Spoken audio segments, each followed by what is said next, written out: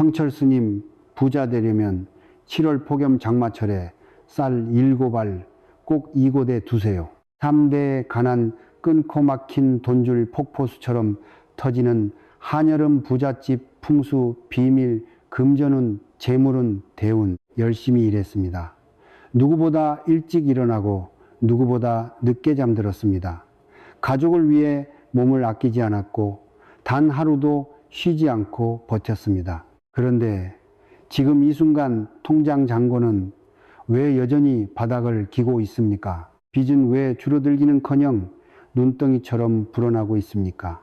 보살님, 거사님, 지금 이 말이 가슴에 와 닿는다면 제발 이 글을 끝까지 읽으십시오. 오늘 스님이 드리는 이야기는 여러분의 인생을 바꿀 수도 있습니다. 저는 40년 넘게 수만 명의 인생을 들여다 보았습니다. 새벽 4시에 일어나 논밭을 갉던 농부도 우리고 밤새 공장을 돌리던 어머니도 보았습니다. 그분들의 공통점이 무엇인지 아십니까? 모두 죽도록 노력했다는 것입니다. 그러나 그분들의 또 다른 공통점은 아무리 노력해도 돈이 모이지 않았다는 것입니다. 왜 그렇습니까? 스님이 오늘 그 진실을 말씀드리겠습니다. 그것은 게으름의 문제가 아닙니다. 운이 나빠서도 아닙니다. 바로 집안에 기운이 막혀 있기 때문입니다. 돈에는 눈이 있습니다. 귀가 있습니다. 그리고 감정이 있습니다. 돈은 자신을 반기는 집으로 흘러들어가고 자신을 밀어내는 집에서는 빠져나갑니다. 여러분의 집이 지금 돈을 맞이할 준비가 되어 있습니까? 현관은 박습니까? 부엌은 깨끗합니까? 재물 에너지가 모이는 자리에 무거운 짐이 쌓여 있지는 않습니까? 이런 것들을 모르고 아무리 밖에서 뛰어다녀 봐야 그것은 밑빠진 독에 물을 붓는 것과 같습니다. 집안에 기운이 새고 있는데 밖에서 아무리 채워봐야 소용이 없습니다. 그런데 보살님, 거사님, 오늘 스님이 드리고자 하는 말씀은 거창한 풍수 인테리어 이야기가 아닙니다. 수백만 원짜리 풍수 소품도 아닙니다. 지금 당장 여러분의 집 어딘가에 반드시 있는 것, 바로 쌀 7알로 시작하는 이야기입니다. 단 7알입니다. 그것을 매일 아침 정성을 다해 정해진 자리에 두는 것만으로도 30일 안에 막혔던 돈줄이 터지고 조상님의 음덕이 여러분의 집안으로 흘러들어온다는 것을 저는 수십 년의 경험을 통해 목격해 왔습니다. 이것은 미신이 아닙니다. 이것은 동양 철학 수천 년의 지혜가 응축된 실천법입니다. 하늘의 기운과 땅의 기운이 만나는 숫자 7, 그리고 천지의 정기를 담은 곡식인 쌀이 두 가지가 만날 때 무슨 일이 일어나는지 오늘 스님이 여러분께 낱낱이 알려드리겠습니다. 지금 빚으로 힘드십니까? 아무리 일해도 남는 게 없습니까? 그렇다면 오늘이 바로 그 흐름을 바꾸는 첫날이 될 것입니다. 지금으로부터 몇 해 전의 일입니다. 늦가을 어느 아침 젊은 장부 앞에 한 여인이 쪼그려 앉아 소리 없이 울고 있었습니다. 나이를 여쭤보니 52살이라고 했습니다. 얼굴은 나이보다 훨씬 늙어 보였고 손은 갈라지고 거칠었습니다. 평생 쉬지 않고 일한 손이었습니다. 그분의 사연은 이러했습니다. 남편이 작은 사업을 하다 실패하면서 빚이 생겼습니다. 처음에는 갚을 수 있다고 생각했습니다. 그래서 본인이 식당 일을 시작했습니다.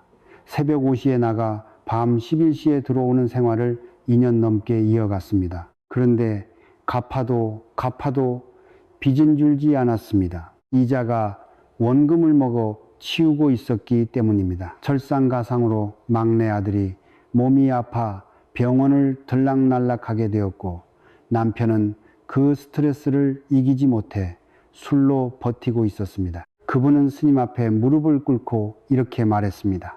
스님, 저는 이제 더 이상 버틸 힘이 없습니다. 무엇을 어떻게 해야 합니까? 스님은 그분의 손을 잡았습니다. 그리고 한참을 아무 말 없이 있었습니다. 말보다 먼저 그분의 기운을 느껴야 했기 때문입니다. 잠시 후 스님이 입을 열었습니다. 보살님, 지금 집안의 기운이 완전히 막혀 있습니다. 아무리 밖에서 벌어와도 집이 그 돈을 붙잡지 못하고 있어요. 물이 새는 독에 물을 붓고 있는 겁니다. 그분은 눈물을 훔치며 물으셨습니다. 그러면 어떻게 해야 합니까, 스님? 돈이 없어서 거창한 것은 못합니다. 스님은 조용히 답했습니다. 돈 한 푼 들지 않습니다. 쌀 7알이면 충분합니다. 그분의 표정에 당혹감이 스쳤습니다. 쌀 7알이라니 너무 단순해서 오히려 믿기 어려웠을 것입니다. 스님은 이해했습니다. 그래서 이렇게 말했습니다. 믿음이 반, 실천이 반입니다. 딱 30일만 해보십시오. 하루도 빠지지 말고 매일 아침 해가 뜨기 전에 정성을 다해 쌀 7알을 부엌 안쪽 깊은 곳에 두십시오. 두 손을 모으고 조상님께 감사의 말씀을 드리십시오. 그것으로 충분합니다. 그분은 반신반의하면서도 고개를 끄덕였습니다. 30일이 지났습니다. 그분에게서 연락이 왔습니다. 목소리가 달라져 있었습니다. 첫째 주는 아무 변화가 없었다고 했습니다. 둘째 주에 오랫동안 연락이 끊겼던 오래된 거래처에서 갑자기 전화가 왔다고 했습니다. 셋째 주에는 남편이 새로운 일자리를 구했다고 했습니다. 그리고 넷째 주가 끝날 무렵 생각지도 못했던 곳에서 돈이 들어왔다고 했습니다. 오래전 빌려준 돈을 이제는 받을 수 없다고 포기했던 지인이 갑자기 찾아와 전액을 갚았다는 것입니다. 그분은 전화기 넘어 울면서 말했습니다. 스님, 조상님이 정말 도와주셨습니다. 보살님, 거사님, 이것이 기적이 아닙니까? 스님은 기적이라고 부르지 않습니다. 이것은 막혔던 기운이 열린 것입니다. 집안의 재물 에너지가 회복된 것입니다. 그리고 그 시작은 단 하나, 쌀 7아랫 기운에 담긴 진심이었습니다. 보살님, 거사님, 여기서 잠깐 스님이 한 가지 여쭤보겠습니다. 혹시 지금 이런 생각을 하고 계십니까? 쌀 7알이 무슨 대단한 힘이 있겠어? 그냥 미신 아닌가? 그 의심 스님은 충분히 이해합니다. 오히려 그런 의심 없이 무조건 믿으라고 하는 것이야말로 진짜 미신입니다. 스님은 오늘 여러분께 원리를 말씀드리겠습니다. 수천 년 동양 철학이 왜 이 단순한 행위에 이토록 깊은 의미를 부여했는지 그 뿌리부터 설명해 드리겠습니다. 먼저 숫자 7에 대해 말씀드리겠습니다. 동양 철학에서 숫자는 단순한 수량이 아닙니다.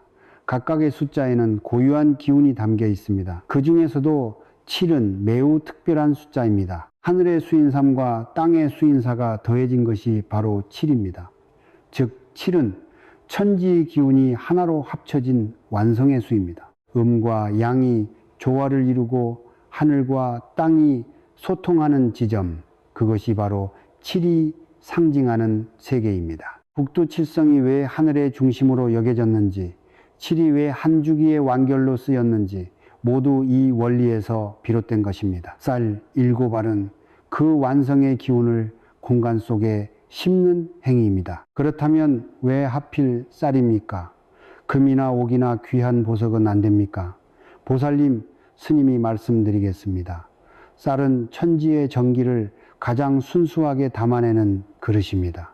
쌀알이 만들어지기 위해서는 태양의 불기운, 대지의 토기운, 물의 수기운, 바람의 목기운이 모두 합쳐져야 합니다. 즉, 쌀 한 알 속에는 오행구신의 기운이 모두 녹아 있습니다. 금과 옥은 차갑고 고정된 기운을 가지고 있습니다. 하지만 쌀은 살아있는 기운을 가지고 있습니다. 씨앗이기 때문입니다. 심으면 자라는 것이 쌀입니다. 재물도 마찬가지입니다. 심어야 자랍니다. 쌀 7알을 정성껏 두는 행위는 재물의 씨앗을 집안에 심는 것과 같습니다. 이제 가장 중요한 이야기를 드리겠습니다. 바로 조상님의 음덕, 임덕입니다. 보살님, 거사님, 우리는 혼자가 아닙니다. 우리 뒤에는 수백 년, 수천 년의 조상님들이 계십니다. 그분들은 이 세상을 떠났지만 그 기운은 사라지지 않았습니다. 임님의 세계에서 양양의 세계인 우리를 끊임없이 바라보고 계십니다. 조상님들은 후손이 잘 되기를 원하십니다. 그것은 어느 문화권이든 어느 종교든 공통적으로 인정하는 진리입니다. 그러나 조상님의 도움이 현실로 흘러오기 위해서는 반드시 통로가 열려 있어야 합니다. 그 통로가 막혀 있으면 아무리 조상님이 힘을 쏟아도 현실에 닿지 못합니다.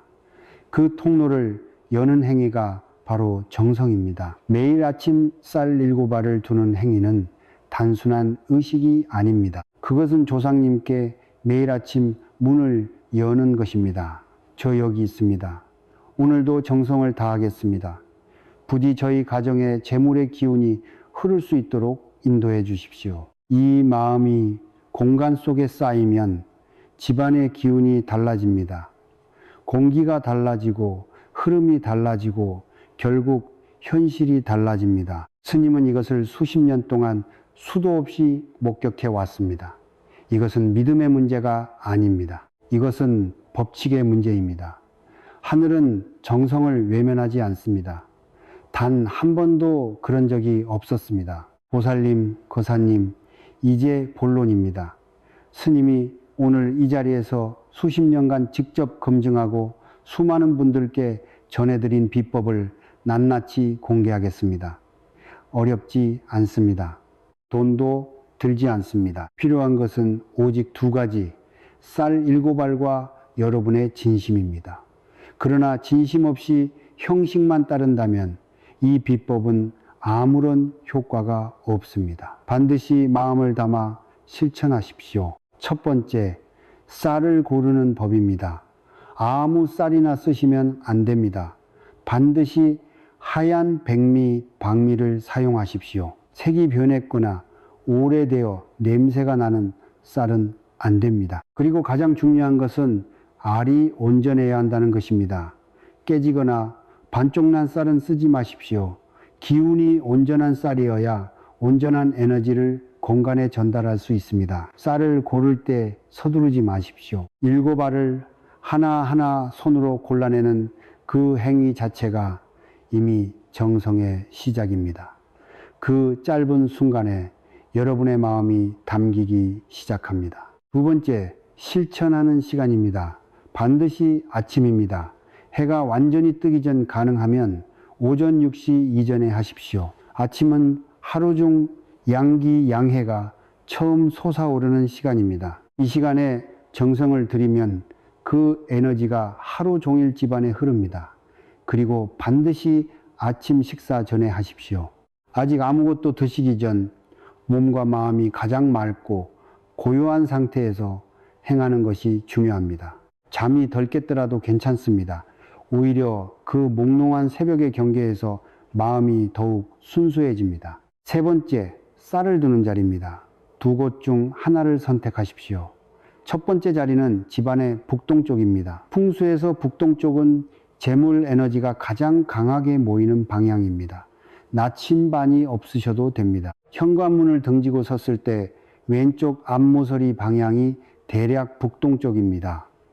2번째 자리는 부엌 안쪽 깊은 곳입니다. 부엌은 음식이 만들어지는 곳, 즉 풍요의 기운이 태어나는 자리입니다. 냉장고 위도 좋고 찬장 안쪽 구석도 좋습니다. 단 절대로 물기가 있는 곳, 불 바로 옆 또는 쓰레기통 근처에는 두지 마십시오. 깨끗하고 건조하며 안정된 자리여야 합니다. 작은 흰 접시나 한지 위에 올려두시면 더욱 좋습니다. 4번째, 자세와 마음가짐입니다. 쌀을 두는 자리 앞에 서십시오. 등을 곧게 펴고 2 손을 가슴 앞에 모으십시오. 눈을 살며시 감고 숨을 한번 깊게 들이쉬고 내쉬십시오. 그리고 마음속으로 혹은 작은 목소리로 이렇게 말씀드리십시오. 조상님, 오늘도 이 가정을 지켜주셔서 감사합니다. 부디 재물의 기운이 이 집 안으로 흘러 들어오게 도와주십시오. 특별한 형식은 없습니다. 길게 하실 필요도 없습니다. 단 30초면 충분합니다. 중요한 것은 그 30초 동안 오로지 그 마음 하나에만 집중하는 것입니다. 딴 생각이 들면 잠깐 멈추고 다시 호흡을 가다듬으십시오. 5번째, 30일의 법칙입니다. 이것이 가장 중요합니다. 반드시 30일을 하루도 빠짐없이 이어가야 합니다. 왜 30일입니까? 에너지에는 쌓이는 시간이 필요합니다. 물이 끓으려면 100도가 되어야 하듯 집안의 기운도 임계점에 도달해야 변화가 일어납니다. 첫 주에는 아무 변화가 없는 것처럼 느껴질 수 있습니다. 두 번째 주에도 여전히 똑같아 보일 수 있습니다. 그러나 그 정성이 공간 속에 조용히 쌓이고 있다는 것을 믿으십시오. 그리고 30날이 가까워질 무렵 예상치 못한 곳에서 변화가 시작됩니다. 마지막으로 30일이 끝난 후에는 그 쌀을 버리지 마십시오. 화분 흙 속에 묻어주시거나 깨끗한 땅에 돌려보내 주십시오. 기운을 담은 쌀은 다시 자연으로 돌아가야 합니다. 쓰레기통에 버리는 순간 그동안 쌓인 기운이 흩어집니다. 그리고 30일이 지난 후에도 계속 하고 싶으시다면 새쌀로 다시 시작하십시오.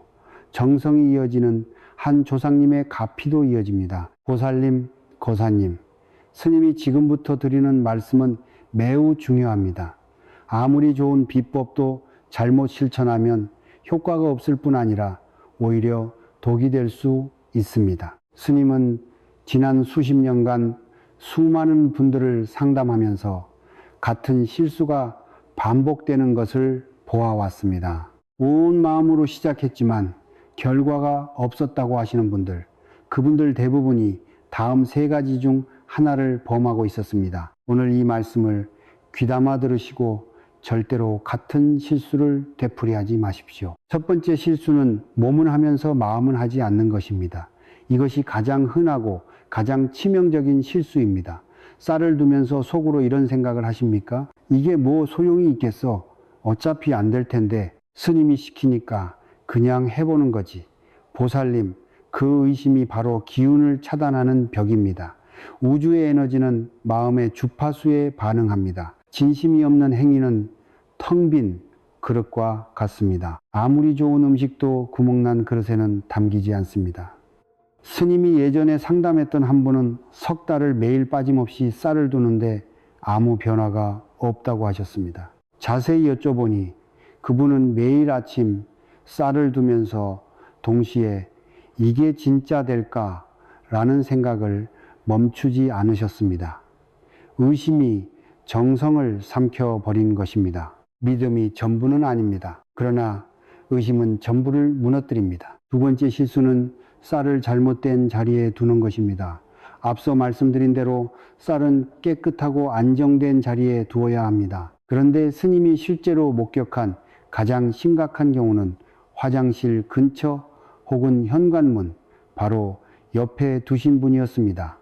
화장실은 풍수에서 기운이 빠져나가는 자리입니다. 그 근처에 재물의 씨앗을 심는 것은 기름진 땅 대신 오염된 땅에 씨앗을 묻는 것과 같습니다.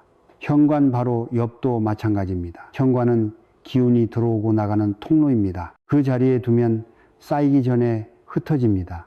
또한 쌀 위에 다른 물건을 올려두거나 먼지가 쌓인 선반 위에 방치하는 것도 금물입니다. 쌀이 두어진 자리는 매일 정결하게 유지해야 합니다. 그 자리가 더러워지면 기운도 더러워집니다. 세 번째 실수는 중간에 끊었다가 다시 시작하는 것입니다.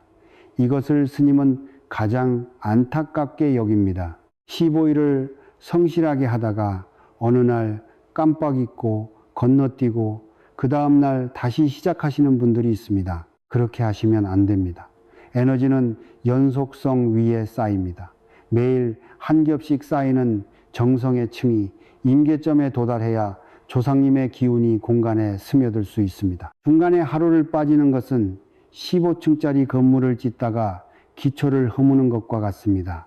다시 처음부터 시작해야 합니다. 어렵게 들릴 수 있지만 실상 하루단 30초의 일입니다. 30일 동안 단 30초를 지키지 못한다면 그것은 시간이 없어서가 아니라 마음이 없는 것입니다. 스님은 이 말씀을 냉혹하게 드리는 것이 아닙니다. 여러분이 진짜 변화를 원하신다면 이 작은 약속 하나는 반드시 지켜주십시오. 보살님, 거사님, 풍수는 자연의 법칙입니다. 법칙에는 예외가 없습니다. 그러나 그 법칙을 움직이는 가장 강력한 힘은 결국 사람의 진심입니다. 형식이 완벽해도 마음이 비어 있으면 아무 안대로. 형식이 조금 스님이 평생을 통해 배운 진리는 이것 하나입니다. 하늘은 정성을 속이지 않습니다. 보살님, 거사님, 스님이 지금부터 드리는 말씀은 어쩌면 여러분이 평생 듣고 싶었던 이야기일 수도 있습니다. 왜 어떤 집안은 대대로 부유하고 어떤 집안은 대대로 가난합니까? 왜 똑같이 열심히 사는데 어떤 사람은 귀인을 만나고 어떤 사람은 매번 손해만 봅니까? 이 질문의 답은 단 하나입니다. 조상님의 음덕, 인덕이 얼마나 그 집안에 흐르고 있느냐의 차이입니다. 스님은 이 말을 미신으로 치부하지 마시기를 간곡히 부탁드립니다. 이것은 동양 철학 수천 년이 검증해온 엄연한 진리입니다. 조상님은 언제나 우리 곁에 계십니다. 이 세상을 떠났다고 해서 사라진 것이 아닙니다. 음림의 세계에서 양양의 세계를 바라보며 후손들이 잘 되기를 간절히 바라고 계십니다. 어떤 어머니가 자식이 굶주리는 것을 보고도 외면하겠습니까? 어떤 아버지가 자식이 빚에 허덕이는 것을 알면서도 그냥 지나치겠습니까? 조상님도 마찬가지입니다. 도와주고 싶으십니다. 그런데 문제가 있습니다. 그 도움이 현실로 흘러오기 위해서는 통로가 열려 있어야 합니다. 그 통로가 막혀 있으면 아무리 조상님이 힘을 쏟아도 현실에 닿지 못합니다. 그렇다면 무엇이 그 통로를 막습니까? 스님이 보아온 바로는 크게 세 가지입니다. 첫째는 감사함의 부재입니다. 살아있는 것을, 밥을 먹을 수 있는 것을, 오늘 하루를 당연하게 여기는 마음입니다. 감사가 없는 곳에는 더 이상 베풀 이유가 없습니다. 하늘도 조상님도 자연도 모두 감사하는 자에게 더 많이 줍니다. 둘째는 원망과 불평입니다. 왜 나만 이렇게 힘드냐? 왜 나에게만 이런 일이 생기냐? 하는 마음이 쌓이면 그 부정적인 기운이 집안을 가득 채고 조상님의 기운이 들어올 틈을 없애버립니다. 셋째는 조상님을 잊는 것입니다. 제사를 지내지 않아도 됩니다. 큰 의식이 필요하지 않습니다. 다만 하루에 한 번 조상님을 떠올리고 감사의 마음을 드리는 것, 그것만으로도 통로는 조금씩 열립니다. 쌀 7알 비법이 특별한 이유가 바로 여기 있습니다. 그 행위는 단순히 기운을 불러오는 것이 아닙니다. 매일 아침 조상님께 인사를 드리는 행위입니다. 오늘도 살아있음에 감사하고, 오늘도 가족이 함께함에 감사하고, 오늘도 밥 한 끼를 먹을 수 있음에 감사하는 행위입니다. 그 감사가 쌀 7알에 담겨 공간으로 퍼져나가고 그 파동이 음의 세계에 계신 조상님께 닿습니다. 그때 조상님은 비로소 힘을 쏟으실 수 있습니다. 막혔던 재물의 흐름이 열리고 생각지 못한 귀인이 나타나고 오래 풀리지 않던 일들이 하나씩 해결되기 시작합니다. 이것이 음덕의 작동 원리입니다. 스님이 여러분께 한 가지를 부탁드리겠습니다. 지금 이 글을 보고 계시는 구독 버튼과 좋아요를 눌러주십시오. 그것이 단순한 클릭이 아닙니다. 이 가르침이 더 많은 분들께 다다를 수 있도록 문을 열어주는 행위입니다. 한 분이 누르실 때마다 고통받는 또 다른 가정이 이 말씀을 접하게 됩니다. 그 자체가 공덕입니다. 그리고 지금 댓글창에 이렇게 적어 주십시오. 반드시 이미 이루어진 것처럼 과거형으로 쓰십시오. 저는 모든 빚을 갚았습니다. 저희 가정에 재물이 넘쳐나는 2026년에 큰 행운을 받았습니다. 이것은 단순한 글쓰기가 아닙니다. 이것은 우주의 주문을 거는 행위입니다. 이미 이루어진 것처럼 선언할 때 우리의 마음은 그 현실을 향해 움직이기 시작합니다. 그리고 그 댓글을 보신 다른 분들의 글에도 좋아요를 눌러 주십시오. 남의 복을 빌어주는 것이 곧 나의 공덕이 됩니다. 씨앗을 뿌리는 자가 열매를 거둡니다. 보살님, 거사님, 오늘 스님과 함께 긴 여정을 걸어오셨습니다. 처음에는 단순해 보였습니다. 쌀 7 알이 뭐 그리 대단하겠냐 싶으셨을 수도 있습니다. 그러나 지금 이 순간 이 말씀들이 여러분의 가슴 어딘가에 닿았다면 그것은 우연이 아닙니다. 이 글이 여러분에게 흘러온 것 자체가 이미 조상님의 인도하심입니다. 수많은 콘텐츠 중에 이것을 클릭하게 된 것, 끝까지 보게 된 것, 그것이 바로 여러분의 변화가 시작되는 신호입니다. 스님이 평생을 수행하고 상담하면서 깨달은 진리는 복잡하지 않습니다. 단 한 문장으로 압축할 수 있습니다. 진심은 반드시 하늘에 닿습니다. 가난은 게으름의 결과가 아닙니다. 빚은 나쁜 사람의 징표가 아닙니다. 그것은 다만 기운의 흐름이 막힌 것입니다. 그리고 막힌 것은 반드시 열릴 수 있습니다. 열쇠는 거창한 곳에 있지 않습니다. 매일 아침 7 알의 쌀을 손으로 고르는 그 30초 안에, 조상님께 감사를 드리는 그 짧은 침묵 안에, 오늘도 살아있음을 당연히 여기지 않는 그 마음 안에 열쇠가 있습니다. 돌이켜 보십시오. 지금까지 얼마나 많은 것들을 혼자 짊어지고 오셨습니까? 아무도 모르게 삼킨 눈물이 얼마나 됩니까? 가족을 위해 포기한 것들이 얼마나 많습니까? 그 모든 것을 스님은 압니다. 그리고 조상님도 압니다. 여러분이 포기하지 않고 버텨온 그 시간들이 모두 공덕으로 쌓여 있습니다. 이제 그 공덕이 꽃을 피울 때가 되었습니다. 오늘이 그 시작입니다. 매일 아침 해가 뜨기 전 쌀 7 알을 손으로 하나하나 고르면서 그 작은 행위로 여러분은 30년 묵은 기운의 흐름을 바꾸기 시작하는 것입니다. 30일을 성실히 하십시오. 하루도 빠지지 마십시오. 결과에 집착하지 마십시오. 다만 매일 아침 그 자리에 서서 정성을 다하십시오. 변화는 소리 없이 옵니다. 어느 날 갑자기 오래된 전화가 한 통 오고, 어느 날 예상치 못한 곳에서 돈이 들어오고, 어느 날 막혀있던 일이 스르르 풀립니다. 그때 여러분은 알게 됩니다. 하늘이 보고 있었다는 것을, 조상님이 함께하고 계셨다는 것을, 이 지혜를 지금 나누어 주십시오. 지금 빗줄로 힘든 이웃이 있습니까? 아무리 일해도 돈이 모이지 않아 지쳐가는 형제가 있습니까? 사업이 막혀 잠 못 이루는 친구가 있습니까? 그분들에게 이 글을 전해 주십시오. 남의 어둠을 밝혀주는 행위는 나의 복을 2배로 만듭니다. 촛불 하나가 또 다른 촛불에 불을 붙여도 처음 촛불의 빛은 줄어들지 않습니다. 오히려 사방이 밝아집니다. 나누는 자가 더 풍요로워집니다. 이것이 우주의 법칙입니다. 마지막으로 스님이 여러분 한 분 한 분을 위해 기도드리겠습니다.